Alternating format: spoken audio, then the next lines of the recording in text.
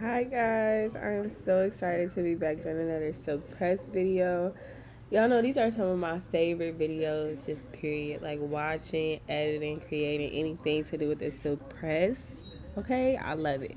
We getting right into it, but I'm gonna just let y'all watch while I say a few things. 'Cause I do have a few things to say. Just a couple announcements. So number one is I'm trying to do weekly uploads. Not every upload is going to be hair related content because I do also vlog. If you're familiar with my content, you know I vlog, I do all the things. So I'm trying, I haven't even been trying, I've unintentionally been uploading weekly, but I want to try to keep that going. So that's number one. And then number two is the hair related videos specifically will be posted more frequently. I know I don't do them that often, but that's just because I haven't been doing a lot of hair to be able to record it. But this video is like an old video, and then I have some more videos that I can post. And then recently, I did a stills hair, so I'm super excited to get that video up. And then the last couple things are questions. So number one is y'all know or you may not know, but right now I'm in cosmetology school, and so I was wondering if y'all wanted content related to that, like vlogs or just like sit down chit chat, like my experience and stuff like that. And then also if y'all would be interested in like my journey as a hairstylist. I noticed that I get a lot more views on my hair content than like my personal life content, which is fine.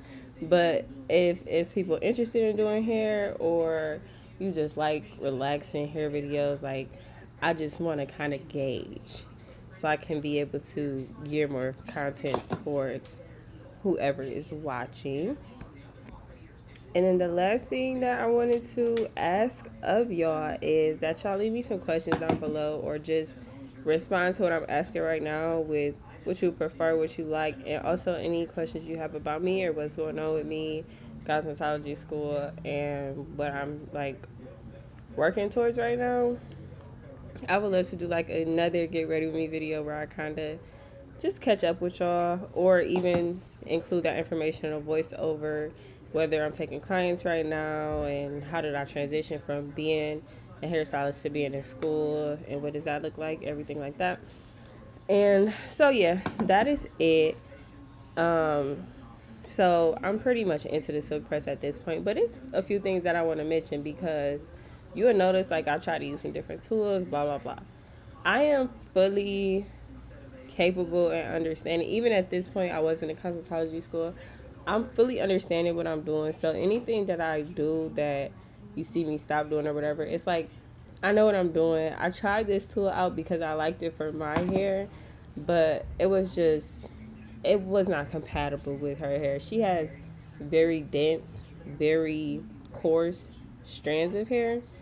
And so not everything works the same, but I just wanted to try it and see how it did. Not only that, I'm using a larger iron on her hair, so it's just not as controlled of a situation. You know what I'm saying? So one thing I do like to do for people with her hair texture is use smaller sections. Obviously my sections don't look that small in the video, but like I said, I fully had control of the situation. um, but yeah, smaller sections on thicker hair is gonna help a ton. Another thing you could do is go through with the hot comb first, which is something that I do on my hair just to make the process go by faster. But it can be kind of essential sometimes with clients who have thicker hair, specifically dense hair, because thick is kind of a broad term that can be used incorrectly, like immensely incorrectly. But dense hair, it can be beneficial to go in at the roots with a hot comb first and then go over everything with the flat iron. Also, that way you're taking bigger sections, so it's less concentrated heat on each section. It's just something to consider if you do silk presses or you do your own at home, and maybe your roots are still puffy or they're not getting as straight as you want, or you just still feel texture. A hot comb could be a good option, and that's something that I've done before, especially with clients who have super dense hair and some heat damage towards the ends. It helps to just be able to control the section better. Another thing I want to mention for anybody who may not know is that a silk press starts at the bowl. A good silk press is going to start at the bowl. It's going to start with proper clarifying shampoo. Yes, clarifying because the hair needs to be clean. Okay. Proper conditioning treatments depending on what your hair needs. Obviously, that is going to have to include moisture for, or I want to say hydration, but moisture for a silk press because if you want it to last, your hair has to be hydrated.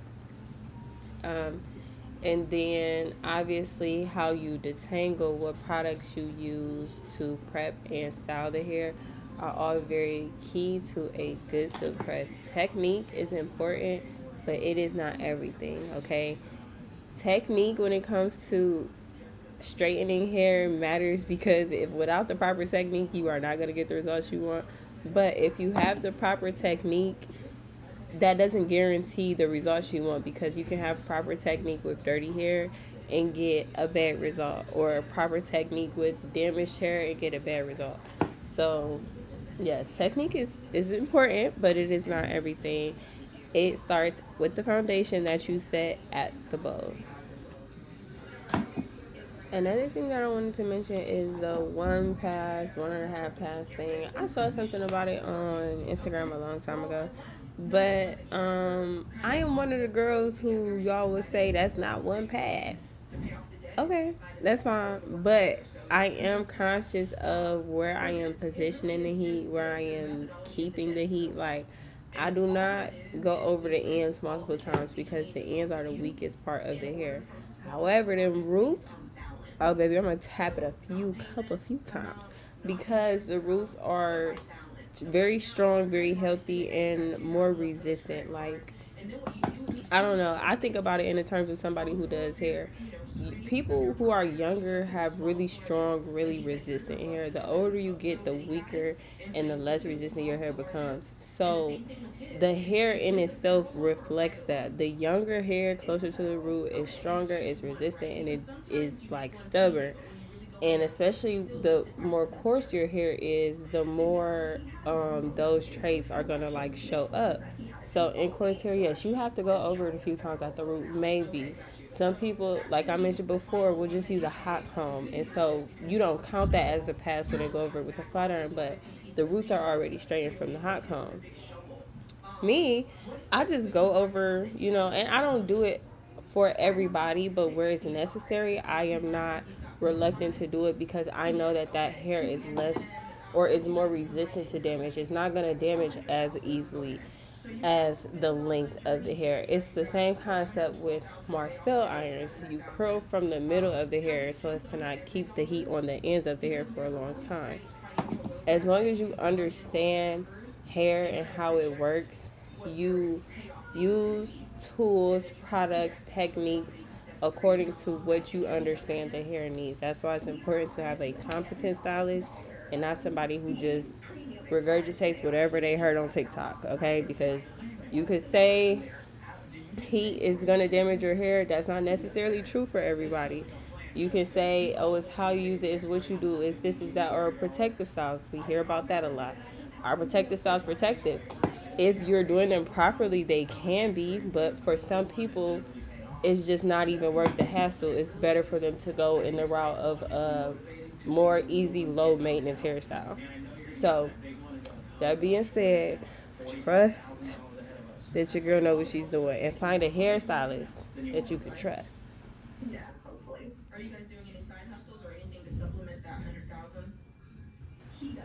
You can probably tell right here, but I'm just looking at the condition of her ends. I finally got permission from her mom to give her a trim. I had mentioned it a couple of appointments before. She pretty much wore braids mostly, and I had mentioned she actually wasn't coming to me for a while. She had came for like quick styles a couple times. I think a takedown and 2 braids. Anywho, I was noticing that her ends were getting pretty bad, so I let her mom know. I think 2 appointments prior to this, and then at this appointment, she was like, "We can go ahead and trim it." I was like, "Yay!" So let's talk about the importance of a trim if you don't know by now. And I feel like what I think.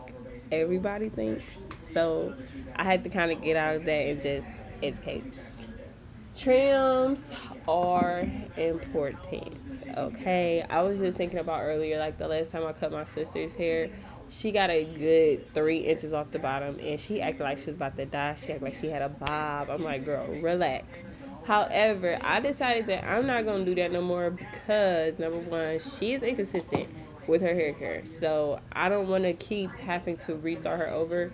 I would just let her have whatever her hair want to do. Number two, this goes into the same thing.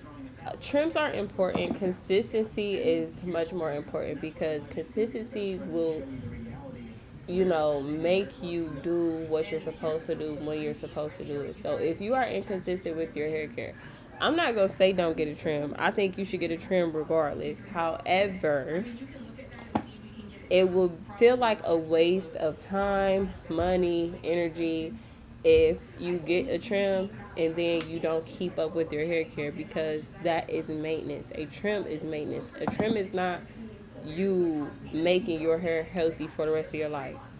It's you maintaining the health of your hair. So it's something that's ongoing that has to be recurring. Okay?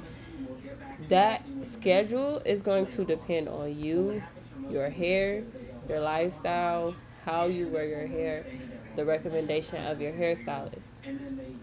I tell people, even if you do your hair yourself, find you somebody who can who can take care of your natural hair.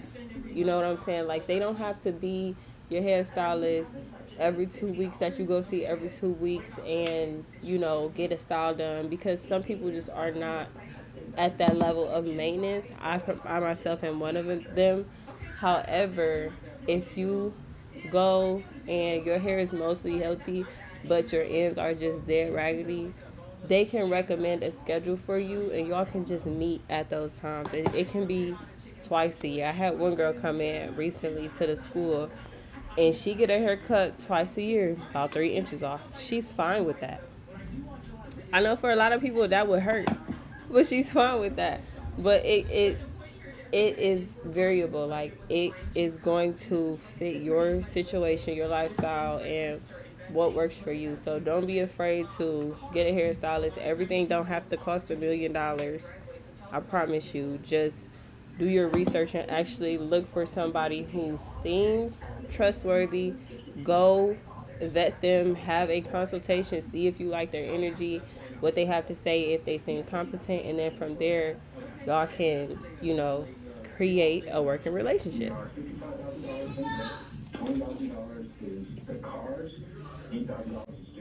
So as you can see, I'm getting pretty close to the end of the silk press portion, and we're gonna move on to the trim.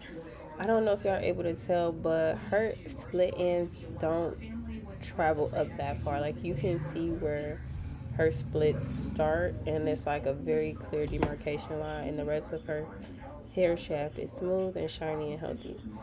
So, with that being said, number one, I didn't take off everything that needs to go. And number two, I want to talk about how we're taught that strands will continue to split up the shaft. I think that's true for certain hair textures, just because I think hair that is naturally straight, like a 1A, 2A, 2B maybe, or coarser, like as far as the diameter of the individual strand, but mainly the hair texture, like the curl pattern.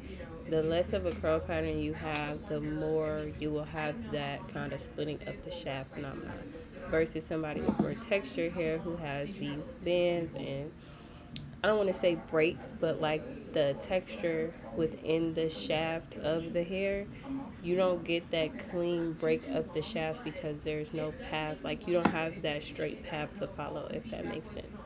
I wish I had a picture that I could show y'all, but basically, when you look at more texture hair, like under a microscope or just like with some type of magnification, you can see that the shaft is not smooth as it would be with less texture hair. So this is just my observation over the years and why I think this happens because you will notice like when people with curly hair straighten their hair or like more texture hair, I'm talking 4 category. I think 3 is a hodgepodge mix of anything can happen. But when you get to that 4 category, when they go from their texture hair to straight, you clearly see where the damage is and where it is not. And you don't really have that demarcation long, like, especially long term. Long term with the person with straight hair, the damage does travel up and throughout the hair versus texture hair. It kind of tells a story, like by it being breakage all at the bottom, that lets you know that the hair above it, like you can see, is healthy, is shiny, is smooth. There isn't a lot of flyaways, everything like that. So that breakage area is just that area, and it's clear. You can clearly see it. So, like I said, that's just my observation, my opinion. That does not apply to every hair type. I don't think anything really applies to every hair type. But yeah, it does happen. So, like I said, we're getting into the trimming portion, and I did not trim. Excuse my child and excuse my short of breathness. I didn't trim off everything that needed to go. As you can see, she could have used a good like 2.5 inches off. But I just did what was agreed upon, what her mom was comfortable with, which I'm one of them. I'm not gonna make you do nothing you don't want to do. I would strongly recommend. I would strongly encourage, but you know what I'm saying. I can't. It's your hair at the end of the day, so you can't see here. Well, you can kind of see if you got a good eye, but her hair that was broken and like open came down a lot further than where I cut, and it also went up further than where I cut. So she did need more off. I decided to go in the interior. I think that's the top. Yeah, in the interior and just uh, do some very do a very layered cut. So the layers are not very heavy. The more elevation you use, the less weight you create. So very light layers, a lot of movement, and also trying to get as much off as possible while leaving as much length as possible. But overall, it was a pretty satisfying trim. I was so happy to finally get all those dead ends off her hair. So I'm gonna go ahead and let the video play out the rest of the way. I do finish her off with some curls. So make sure you stay tuned to the end. If you made it this far, leave me a comment down below. Make sure you like this video and subscribe for more videos like this. And I'll see y'all in the next one.